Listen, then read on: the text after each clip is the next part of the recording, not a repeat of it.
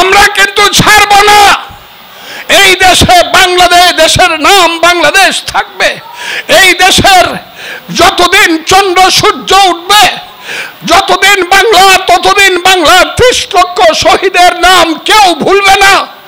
এই দেশ যতদিন থাকবে, যতদিন আল্লাহ রাসূল এই পৃথিবীকে জীবিত রাখবে, বাংলাদেশ ছাড়া এই দেশের নাম কোনোদিন কেউ পরিবর্তন করতে আমরা দিব না বন্ধুরা। এই দেশের নাম বাংলাদেশ থাকবে। কথাটা ঠিক না ঠিক বলেন? নাকি আপনারা আবার পাকিস্তান চান? হ্যাঁ, পাকিস্তান চান নাকি কেউ? যদি না চান রেডি থাকেন।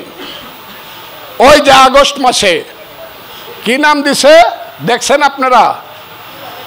কইছে এখন আবার এটা বাংলাদেশ না, হ্যাঁ ওটা জানিয়ে ফেলছে আবার সবাই। এটার নাম হইব নতুন বাংলাদেশ। আচ্ছা কোন তো দেখি,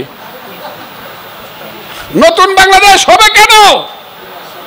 বাংলাদেশ 71 সনেই সৃষ্টি হয়েছে, এখন নতুন বাংলাদেশ চক্রান্ত চলছে। সেই চক্রান্তের বিরুদ্ধে সবাইকে হুঁশিয়ার থাকতে হবে। কারণ চক্রান্তকারী দলেরা যারা একদিন এই দেশের মুক্তিযুদ্ধকে বিরোধিতা করে হাজার বছরের বাঙালি জাতিকে যারা পরাধীন করে রাখতে চেয়েছিল, তারা আবার নতুন করে চক্রান্ত করছে। সেই চক্রান্তের বিরুদ্ধে হুঁশিয়ার থাকুন।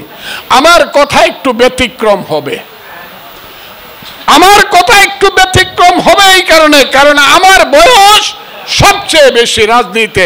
আমার চেয়ে বেশি বয়সী পলিটিশিয়ান বাংলাদেশের রাজনীতিতে আর নাই, কারণ আমি 61 বছর যাবৎ পলিটিক্স করি। এবং একদিনের জন্য আমি ঘরে ছিলাম না, ছিলাম নাকি? আমি কি পলায় গেছিলাম নাকি?